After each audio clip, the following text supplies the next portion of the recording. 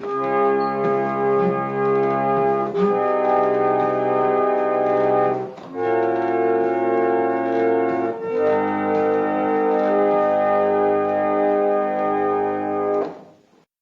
and welcome to Ipsa Dixit, a podcast on legal scholarship.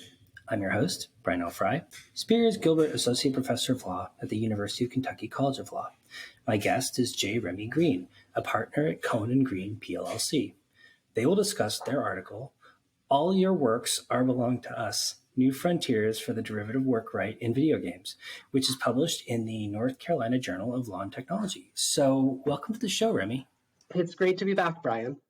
Yeah, it's so funny that Luce and I both wanted to interview you at basically the same times. It's a wonderful sort of coincidence, and on very different kinds of papers as well. And I wanted to just say, like, for listeners who are, tuning in for this show, I really enjoyed reading your paper, not only because it's obviously a subject area that's near and dear to my heart, copyright, derivative works, fair use, but also because your scholarship is so full of these like wonderful little nuggets, like little things that that you wouldn't always expect to see, or when you come across them, it's always a real pleasure.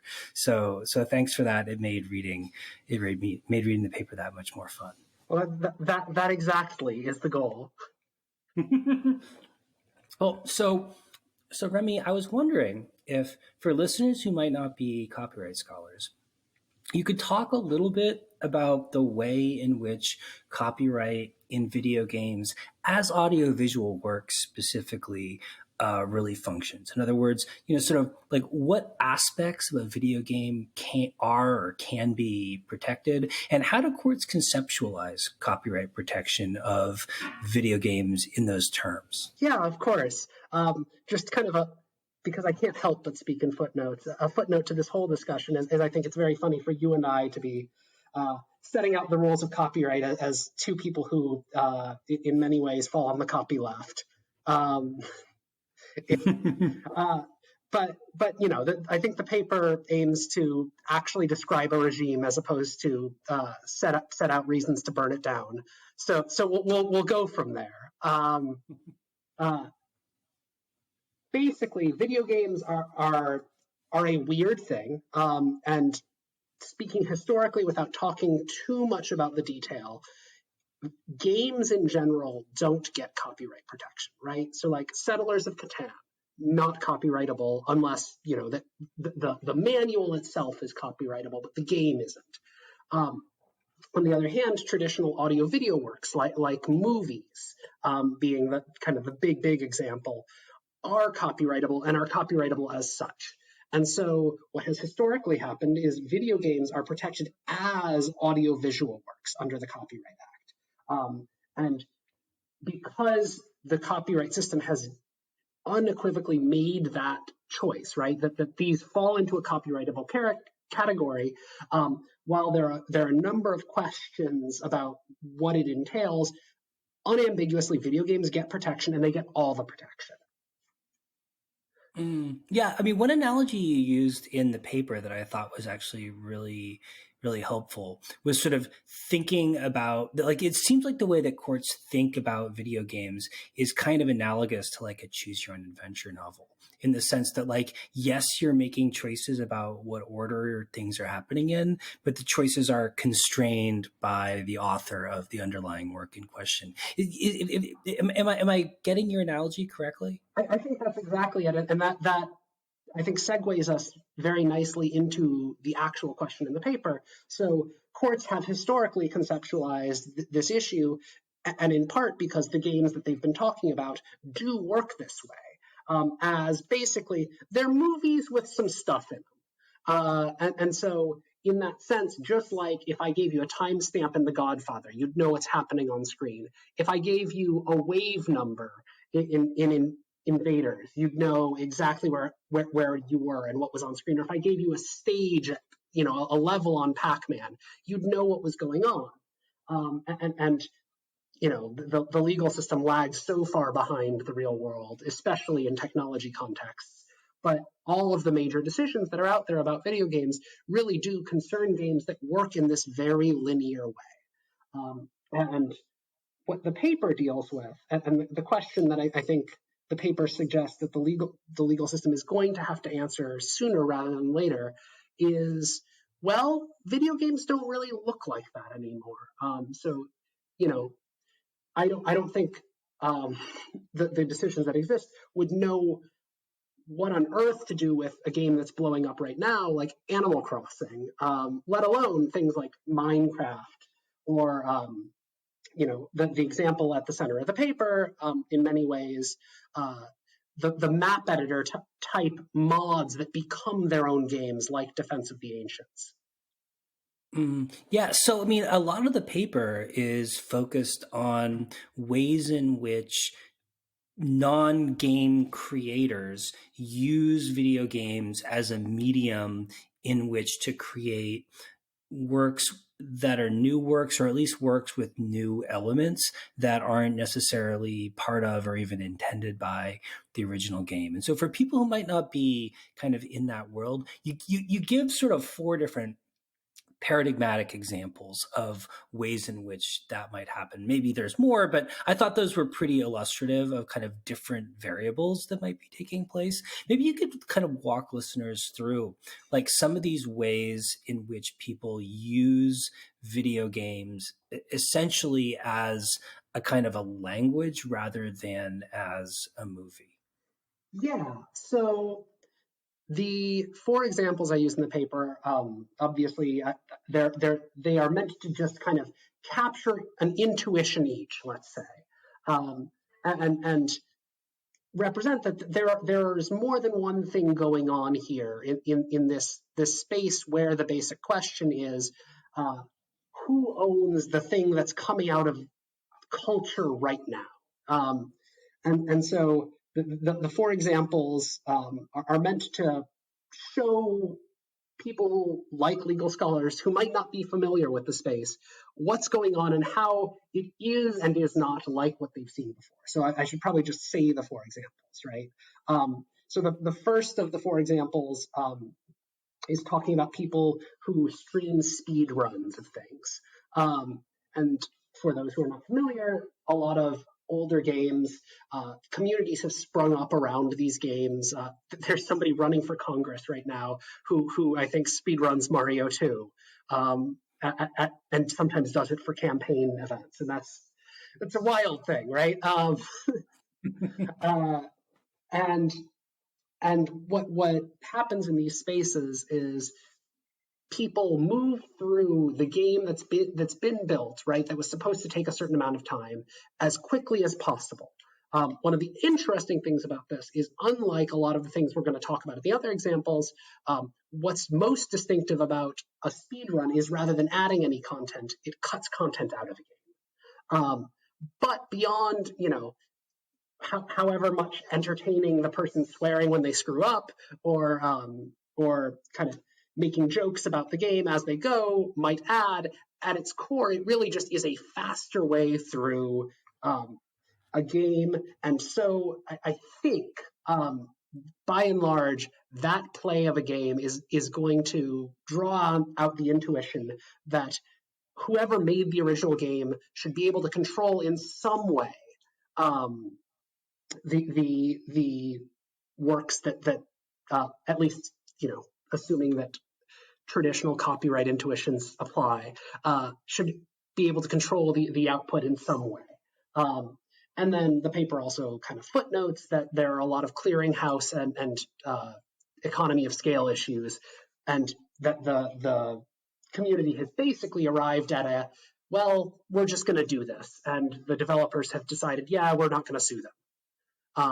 And we'll see how long that holds. Yeah, I mean, it does seem like the speed play paradigm is like one in which the gameplay in question is literally sort of dictated by the choices made by the creator of the original game. In other words, you're just trying to kind of solve the puzzle in the most efficient way possible. Exactly, and that's doing that is in fact the instruction the game maker gives you. Um, right? That the game maker didn't think you would figure out a certain solution is almost neither here nor there. Um, Mm, mm, so the second example is actually based on a troll comment online that made me say, "Well, hold on a second, they're wrong about just about everything, but that's interesting." um, and I know you and I are both very familiar with that set of thoughts. um, hmm but it basically is based around that there's a critic who takes videos of gameplay and in a very traditional academic way, except for the fact that they're video games being put into a YouTube video, uses these block quotes to talk about the content and messaging and engage in traditional criticism of video games as if they were literature, um, or as if they were any other kind of culture. What makes it interesting is sometimes, at least the accusation was that she took, not by playing the game herself, these videos, but instead found what are called let's play videos of somebody else doing it, because for whatever reason, maybe she didn't have time, maybe she didn't happen to record when the relevant plot moment happened, maybe she she messed up in some way that she didn't want to happen in the video, or maybe uh, at issue here was kind of some violence, and she didn't feel comfortable personally engaging in the violence in the game. Um, but for whatever reason, the accusation was that she had stolen a Let's Player's um, content, stripped out the audio of it, and then it recorded her own audio track critiquing the game itself. And so the question was, does this Let's Player, right? Does this person who has created this video that she has taken something from own anything that's distinct from the underlying game? mm, Well, you know what? One thing that struck me when I was reading the paper, I just don't know the community well enough to even have a sense of that. But I mean, like, among the people who create these Let's Play videos, are there kind of norms in that community as to ownership of particular gameplay sessions, or are they relatively kind of laissez-faire about sort of attribution of particular videos? So that's a good question. And I don't have a definite answer, right? I haven't engaged in a cultural study beyond kind of my intuitions. I will happily be corrected if anyone tells me I'm wrong. But I think that by and large, the Let's Play community thinks of my Let's Play, right? If I stream it, it would be offensive within that community if somebody just redubbed the audio, Mm, mm, which I think is kind of in terms of community norms, that's very far from the academic norm, which is if I'm going to criticize something, obviously I'm going to pull content.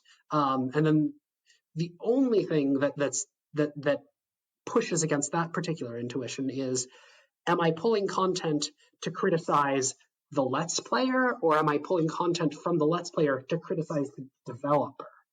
Um, and I think, and I say it in the paper, there are definitely two ways you could think of depending on the clip and depending on what she's critiquing in the clip. Um, but yeah, I think that you're right to look to community norms, but then again, the copyright system generally doesn't. mm, Well, and I guess the other question I would have, you draw out this distinction in the paper between using the video merely to criticize the underlying game itself versus using the video to criticize the in-game choices made by the Let's Play video. I mean, they do seem like rhetorically different. Are they different from a copyright standpoint at all, do you think? Well, I think certainly from a standing perspective, right? And maybe that's just well, I'm thinking about who gets to sue who because I actually practice. But I think it is meaningful from a standing perspective, and more importantly, given that what we're talking about is an instance, and maybe we could craft the hypothetical otherwise if we wanted to test something else. But the reason I drew the hypothetical this way is I wanted her to have a clear fair use defense against the developer, Mm. right? And I think academic criticism, at least if you're not going to take the heart of the work and dump the whole thing in your paper, um, you get a lot of leeway for doing academic criticism and using parts of the work to critique it. And so what's so interesting to me, and what was so interesting to me about this troll comment that I think, as you correctly identified, comes out of the fact that there is a community norm there. What was so interesting about the hypothetical is it was not clear whether that the person complaining, even if they would have a leg to stand on in the community, had any standing in the legal sense. And that question would ultimately depend on what answer we arrive at in the paper. And in case we haven't said it clearly, the ultimate question is, okay, once video games get to this point where rather than moving like a movie through something, you're really creating something new, right? In Minecraft, you've created a castle that the developer couldn't have possibly conceived of. But once you've reached that point, the paper's ultimate question is, well, who owns that? Mm, Well, so you talk about a third paradigm, which I've always found especially interesting because I've had a lot of friends of mine have worked in this medium of machinima, more or less. I wonder if you could talk a little bit about what that is and kind of how you think we ought to conceptualize that kind of use of video games from a originality copyright perspective. Yeah, so machinima is basically a puppet show with a video game, right? It involves using the video game, whatever options the video game gives you to manipulate a character. Sometimes it includes doing a little more and messing with the code. Sometimes it involves other things. But by and large, it's kind of we've gotten this tool that maybe wasn't designed as a tool to do this, but we film it, we overdub new audio, and suddenly I think the main example I talk about is a show called Red versus Blue, which is created in the multiplayer, or at least initially was created in the multiplayer engine from Halo, and rather than killing each other, people got together and moved the characters around and kind of uh, dubbed audio that was supposed to be the characters talking. And it kind of, I love the kind of existential enemy of the text in question, and I feel like over the years I've seen so many of these, and a lot of artists really seem to have engaged in that, in that way of using the video game milieu as the basis for an alternative text. I was immediately thought of a sadly deceased friend of mine, Phil Solomon, who made a Andy Warhol inspired Empire State Building view using, I think it was Grand Theft Auto. Oh, I think I read a law review article about that. But yeah, it's very clearly something that doesn't take a whole lot to grab onto, and just one quirk of this space is, I think, more than traditional copyright holders, a lot of developers have invited this, right? Rather than sue Red versus Blue, at least as I understand what happened, Microsoft and the relevant developer immediately said, yes, we love this, let's get it into syndication with Red versus Blue. And as far as I know, the other big example I talk about in the paper is the South Park episode that was made with World of Warcraft, and I don't think that there was any fighting between them about it, right? I think Blizzard immediately jumped on and said, "Yeah, we love this idea." So I think one interesting feature of the space is these things have not been litigated as much as they could have, so we don't have as many answers. And the norm in the space has very much been that you are allowed to do this. Well, I mean, from a doctrinal perspective, I mean, where do you think, at least the ways that courts currently think about copyright and specifically copyright in video games and sort of associated doctrinal features? Like, if you were to predict where courts would come down in a litigation of this kind, always a risky move, I know. Right. But, like, what would you see them doing and why? So in the paper, I talk about some older cases, which are the two, just because they happen to involve the same artist, and that makes it very neat. But I talk about the Coons cases out of the Second Circuit. Um, and in one, this artist Coons takes a picture or a postcard of two people with some puppies and turns it into a sculpture and says, I'm critiquing the mundanity of like this entire genre of thing. And the court says, no, you're not. Or at least says, okay, yes, if you are, um, that means that you're not critiquing this individual work, and in fact, then you're infringing the copyright and that author's right to create derivative works. In another Coons case, he takes kind of a collection of pictures of feet from various ads and puts them all together in this one painting. And something about taking those multiple works and putting them together, and something about uh, the fact that the court thought that he was really getting at something core to the individual copyrighted work in the one of them was a Gucci ad, and so in the Gucci ad, and that the work he created was critiquing and in conversation with that in the relevant way. They held that this use of that work was transformative, and that he did not need to get permission from the copyright holder in that case. So, I highlight these two cases because I think they're not really that different. And the Second Circuit has decided a number of other cases in more recent years that I don't think clarify things a whole lot. So what do I think the courts are going to do with machinima if it comes down to it? Hard to predict, but I think the more that the work is used less as kind of this is the game that happened to make this the easiest, and is directed at making fun of the game itself. So Blizzard's episode of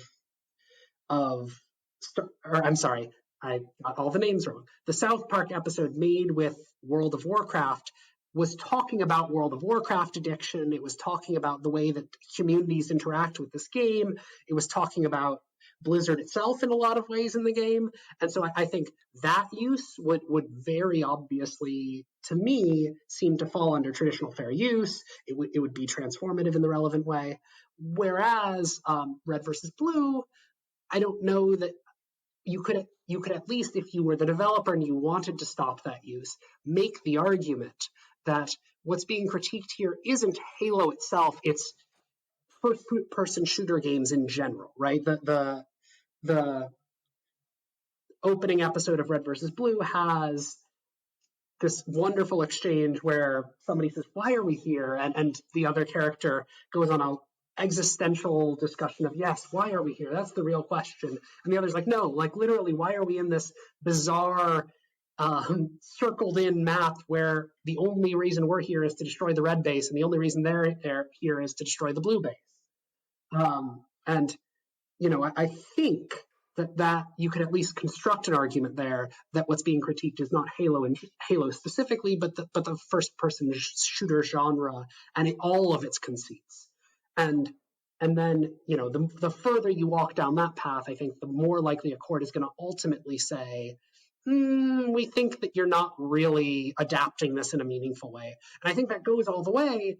There's a case I talk about out of New Jersey about Tetris, where, just kind of illustrate the point, all of the doctrine points to the rules of a game are not copyrightable. And so somebody makes a Tetris clone and clearly consulted with their lawyers, because the lawyer said, yeah, you can copy the rules, you just can't copy characters and you can't copy code. And so they did that, right? They reproduced Tetris exactly, and they lost the case. And I think it just came from the court saying, we really don't think that that's okay. We can't explain why, but that's not okay.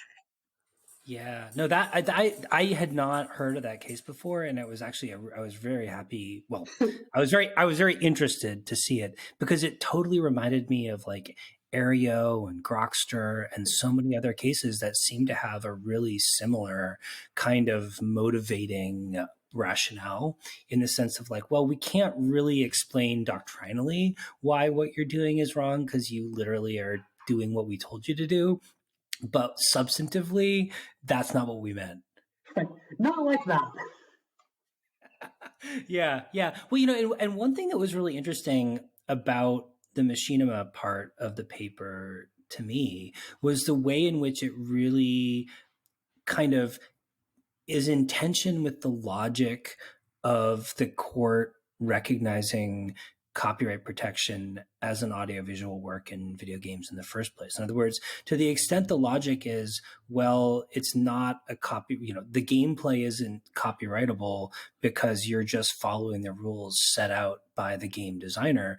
I mean, in a sense, the whole point of machinima is to frustrate the rules created by the game designer. And I wonder if that you think that logic matters for the kind of from a kind of copyright perspective or not. I do.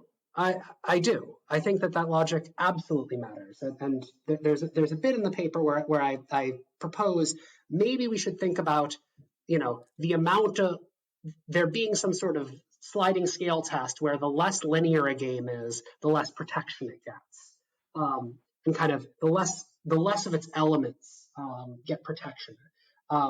I'm not exactly sure how that would play out, and I don't think courts are. There are no cases out there trying anything like it, and so I have no idea how that would play out. I just kind of to skip ahead, the next example we're going to go to is Defense of the Ancients, and there's just been what I went and checked up on is apparently some Defense of the Ancients litigation did happen in a very bizarre way, and of course they didn't get into any of the interesting issues, and instead they focused on, did you copy characters, which are a copyrightable element under kind of separate lines of cases that aren't discussed in the paper. Getting back to your question, though, what I think in almost all digital cases, the real fight in the case is always about what is the right meat space metaphor for what's going on. And so, kind of to the way you described it, I'm almost picturing somebody kind of, if I were to make a Settlers of Catan video series and kind of take the robber piece and do a voice as it was talking to like the wheat tile. I think, obviously games don't get protection or board games don't get the same kind of protection as video games. And I think it's a lot more like that than like, say, for example, and this is out there, redubbing an episode of X-Men with very profane jokes. Yeah, almost like an Air Pirates type thing, I guess. Yeah, exactly. Or or even, for example, like a Mystery Science Theater. Well, so you talk about a kind of a fourth set of examples as well, where it seems like the people using the game are bringing a lot more original content to the table. I mean, I wonder if you could talk about that and like sort of in addition, and one of the things that I really thought was provocative about the paper was sort of like how that makes us think about what it means for something to be a game in the first place. Yeah. So it's taken us a while, but I think this is the heart of the paper. And so the example, just to kind of talk about it, I'm going to talk about it very reductively because there's a lot of complexity here that I don't think matters for the academic purpose. And I think all of the relevant possible cases have settled at this point, so it doesn't matter in a real world way either. But okay, so in 1990 whatever or 2000 whatever, Blizzard puts out a game called Warcraft 3. One of the key features of Warcraft 3 is it comes with an onboard world editor. And what that world editor does is the game exists, you can play it, it has a campaign, it has online multiplayer, so there's a story you can play through in the traditional linear way. There are kind of repetitive matches that you can play through online, but you can also build new maps, and one of the features of building new maps is you can not only build physical maps, but you can put in timed events. You can put in kind of if the player does X, Y happens. And so you can kind of create these in-depth experiences. And I think the original thought was that these would mirror the kind of campaign experience. So you could theoretically make like Warcraft 3.5 and make an adventure for your favorite character who didn't get enough screen time in the main campaign, or things like that. And you could go online and you could download other people's maps, and you could play them. So out of that comes this just balloon in community involvement, and the community ends up developing what are essentially completely different games, but that are still, I think, definitively Warcraft games. And one of these games is a game called Defense of the Ancients, which rather than controlling a whole army, you control one unit in the army, like one super unit in the army.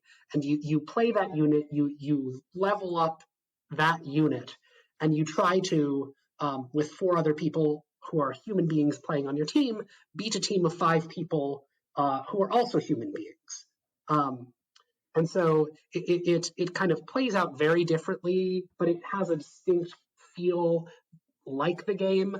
And this mod, initially called Defense of the Ancients, or I'm sorry, not initially called Defense of the Ancients. I forget what it was initially called. I think Aeon Flux, but it becomes Defense of the Ancients.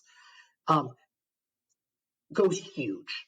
It has now become in many ways, I think, the biggest multiplayer game in the world, or at least it plus the clones of it and the spiritual successors, like which include games like League of Legends, are the biggest thing in the competitive video game universe right now.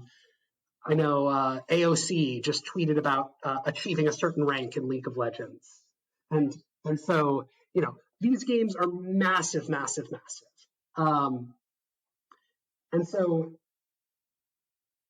unfortunately, the cases that address this don't address things quite like it. So the closest thing that exists in existing doctrine is a case called Microstar out of the Ninth Circuit. And that's a case about a game called Duke Nukem, which had a map editor, but I think it was a much more limited map editor. And what you could do in that game is you could build new maps, but I think building those maps, and I could be wrong, I have not opened the Duke Nukem map editor in at least a decade or two. You were limited to say, put a wall here, put an enemy here. And in many ways, the Duke Nukem game that it was based on was also just a much more linear game. It was point gun at pig cop, shoot pig cop, walk forward, get power up, finish level. And so you have this case, and what the Ninth Circuit ultimately says in this case is, look, what you're doing in the map editor is building new Duke Nukem adventures. These are just Duke Nukem sequels. And so this company that was selling without there was a trademark issue, but the court ultimately puts it to one side.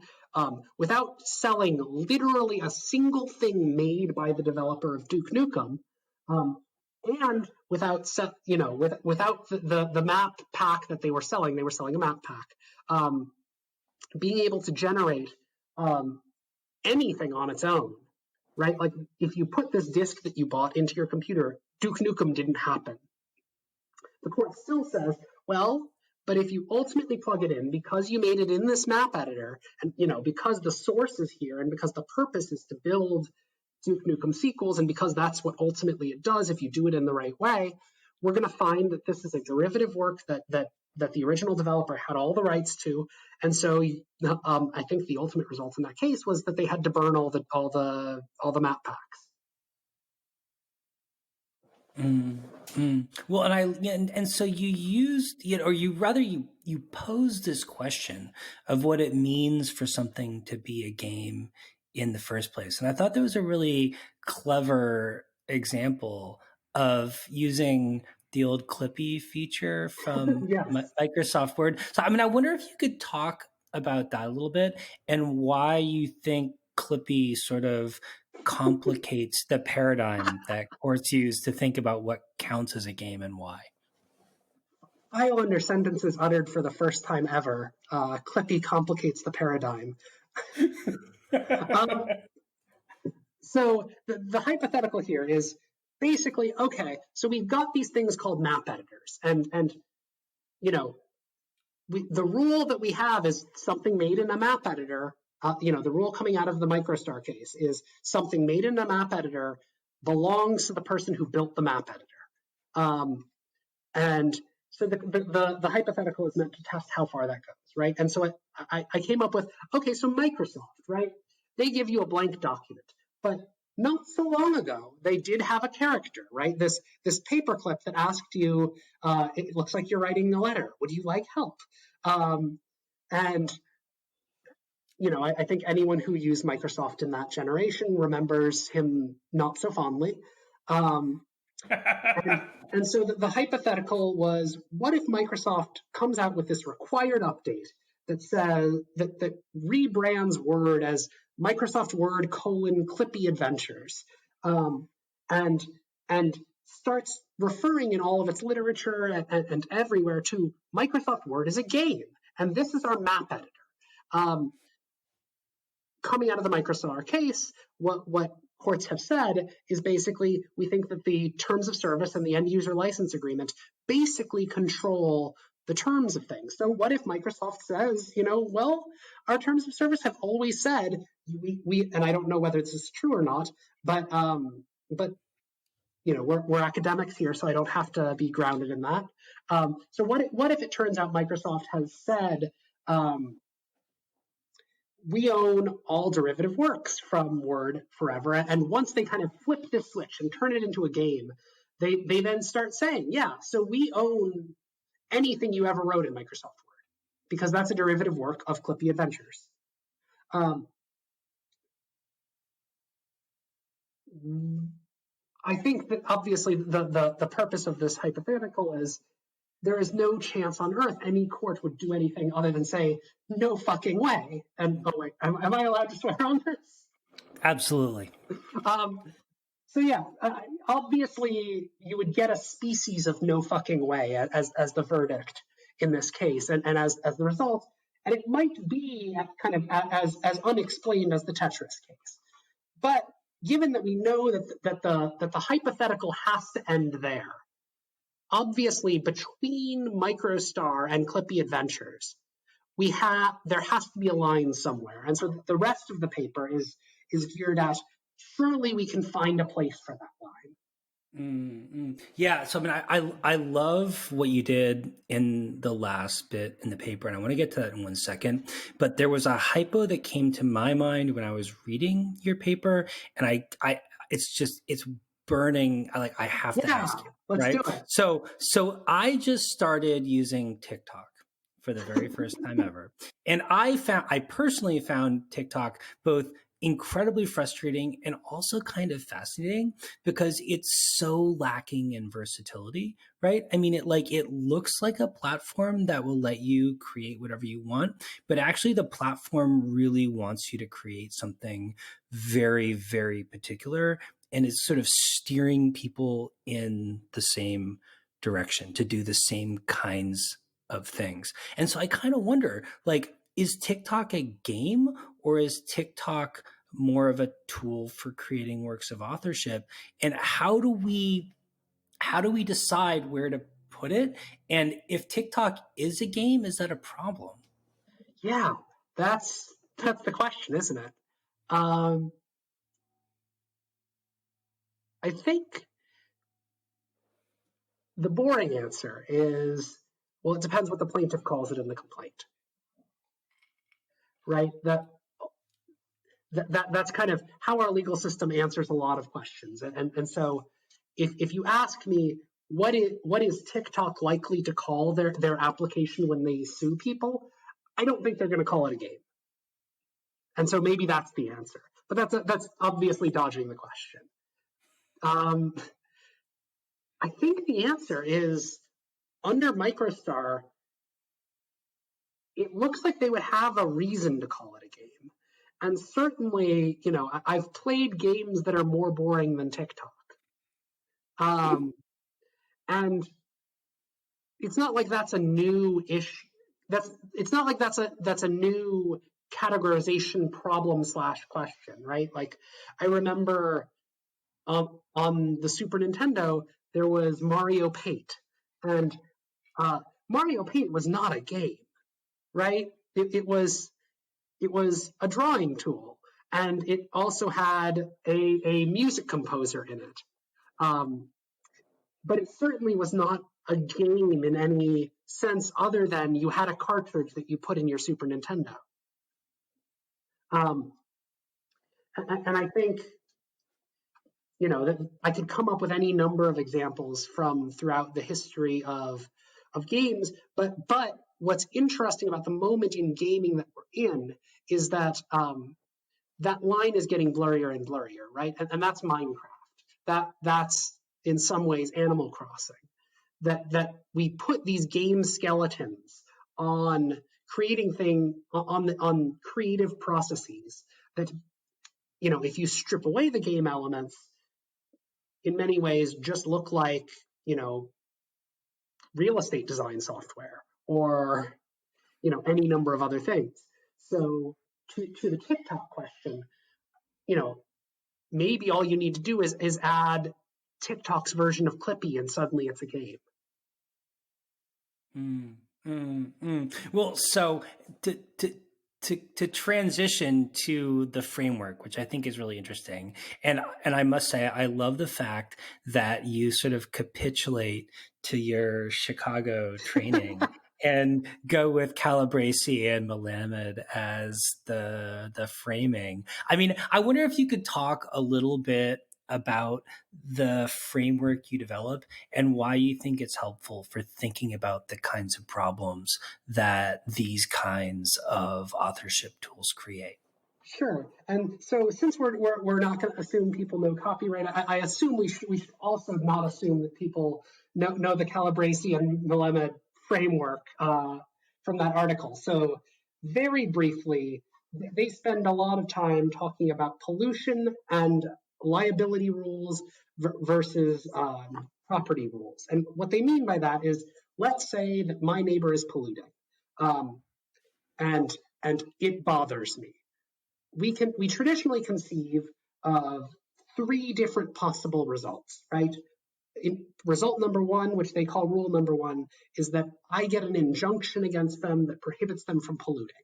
Rule number two is that they get to continue polluting if they pay me damages. And rule number three is that, which is no liability, is that they can continue polluting and they also don't have to pay me damages, right? And what's novel about their framework is they conceive of rule 1 and 3 as belonging to this kind of rule called a property rule, or which amounts to an injunction. And they conceive of rule 2 as belonging to a category that they call a liability rule or a damages rule. And what's novel about what they did is they said, well, hold on, we have an answer for what happens if the entitlement to pollute belongs to me and we get an injunction rule. We have a rule for what if the entitlement belongs to the polluter and we have a property rule, but we don't have a result at all if we have a damages rule, but it turns out the entitlement belongs to the polluter.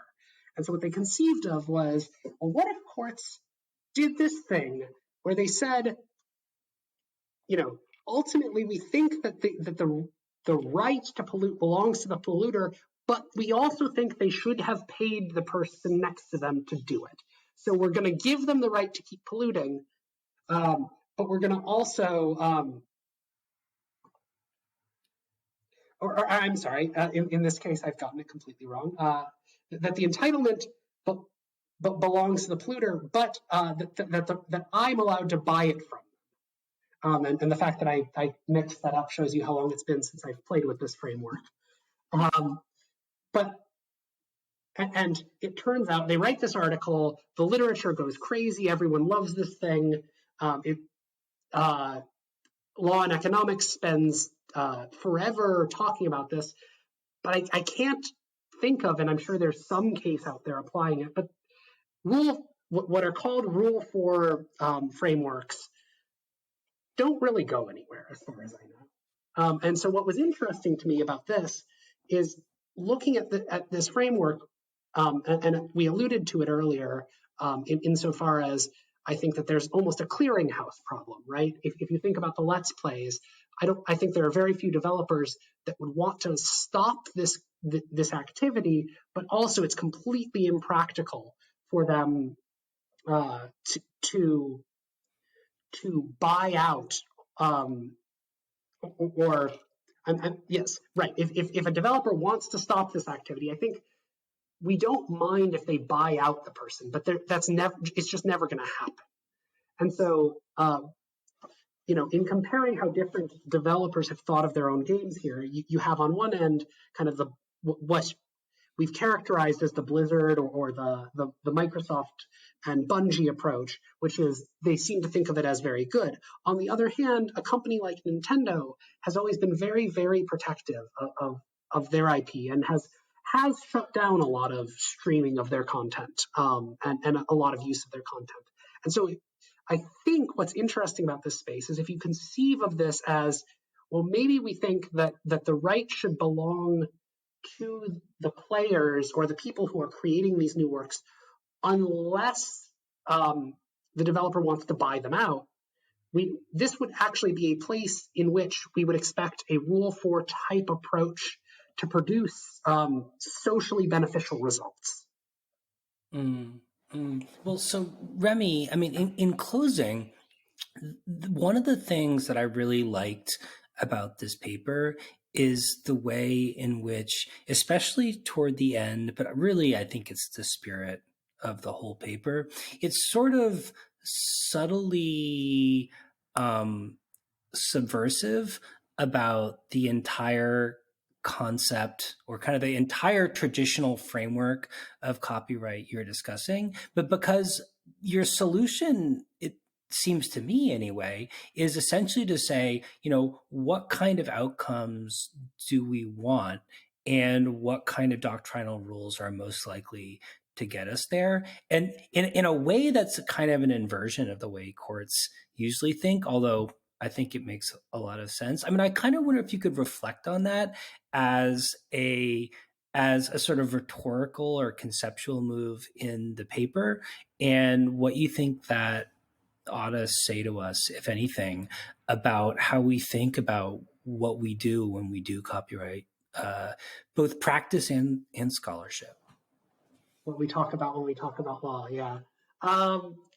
So I want to start with a little personal history of this paper, because I think that might be revealing in some ways, and maybe I'm going to admit too much. But this was published in NC Jolt in early 2018, but I wrote it in 2015 to 16 when I was still wrapping up law school.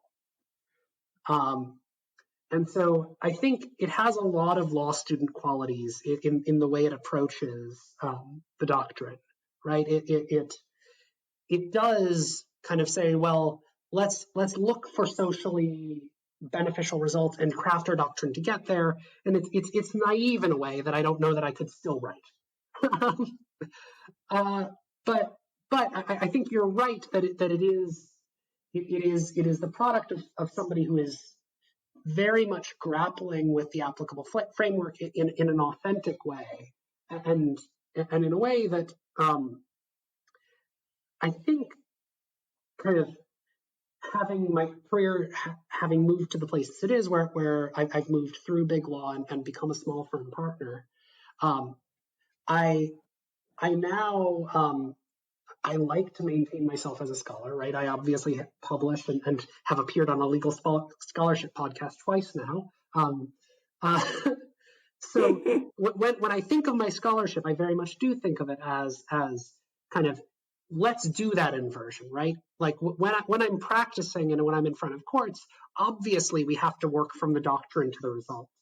But I think that the role of scholarship in many ways is to do the opposite, right? It's to say, okay, we've got all this doctrine, and we, maybe we've got some doctrines in analogous areas, or maybe we've got like these theoretical economic frameworks, and and we provide the kind of, well, if what we're looking for is this kind of outcome, here's one way to get there.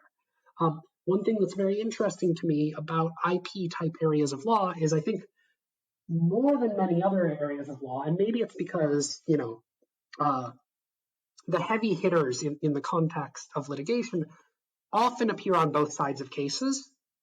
So it is a regime that in some ways, but there are obvious exceptions to that, and I think there are people who get screwed in consistently in a variety of IP contexts.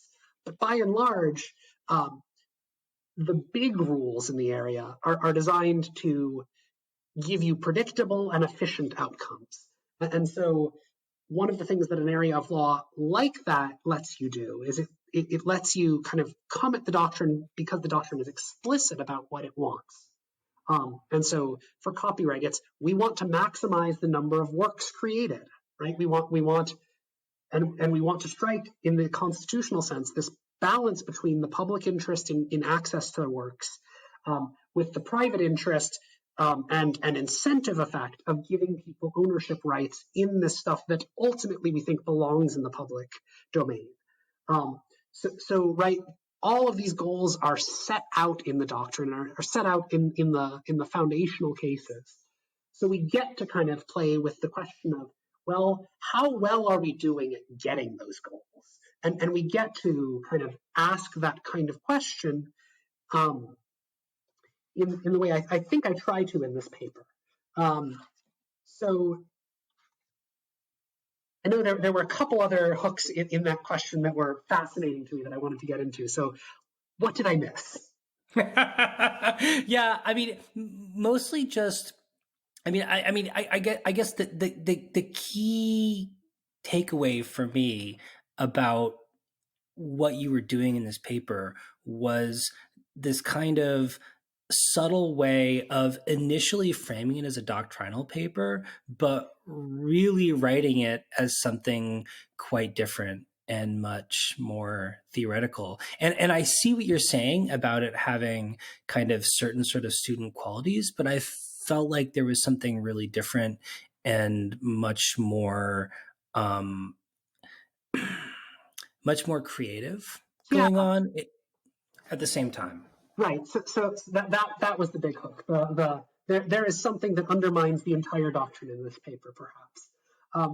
And I think that's right. I don't know that I would characterize it as an explicit goal so much as a personal tendency to not be able to avoid poking the bear, which I know we share, right?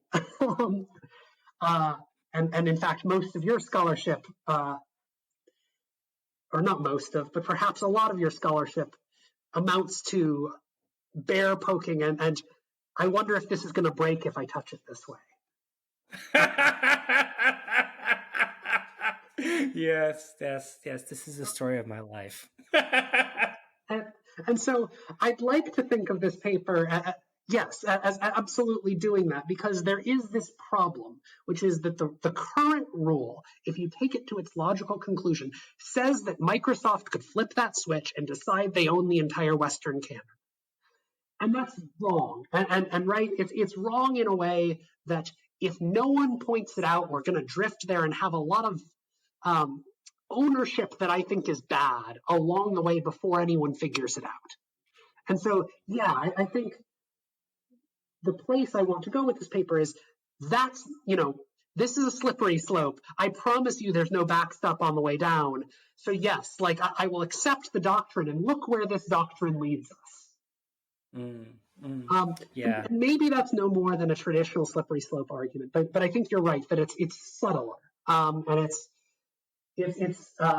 what's the mathematical word for it? It's the proof by absurd conclusion, when you assume an axiom that you want to disprove.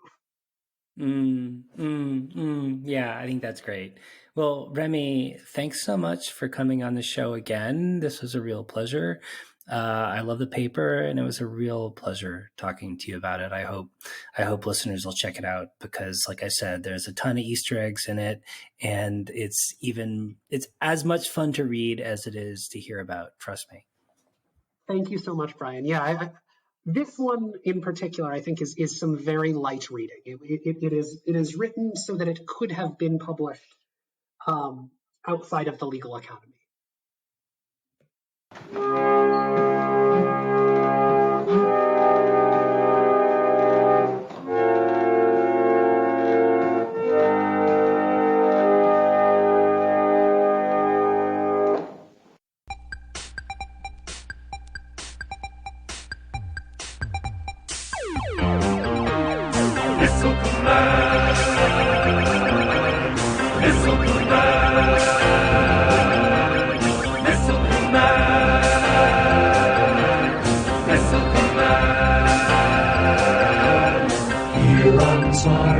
We are peaceful, we don't like to fight. Here on Zardon we work hard and try to do what's right. We would never be the first ones to stage an attack. But when someone shoots at us, we shoot back. Now the battle has begun, the Krytal ships are near.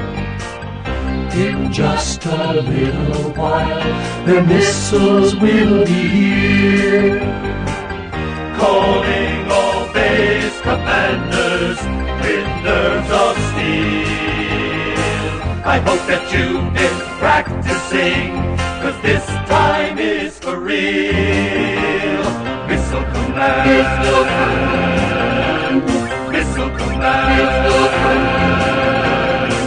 I've got the power right here in my hand. Missile command, missile command, missile command, missile command. Gotta blast them out of the sky, show them no pity. We can do it if we try, 'cause we've got to save the city. Missile command,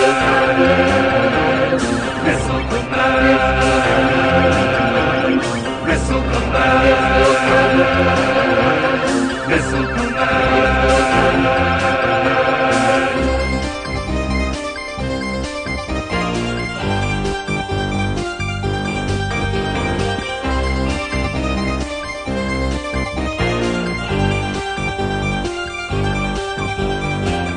Calling all base commanders with nerves of steel. I hope that you've been practicing, 'cause this time is for real. Missile command, missile command. I got the power right here in my hand. Missile command, missile command, missile command, missile command. Gotta blast them out of the sky, show them no pity. We can do it if we try, 'cause we've got to save the city.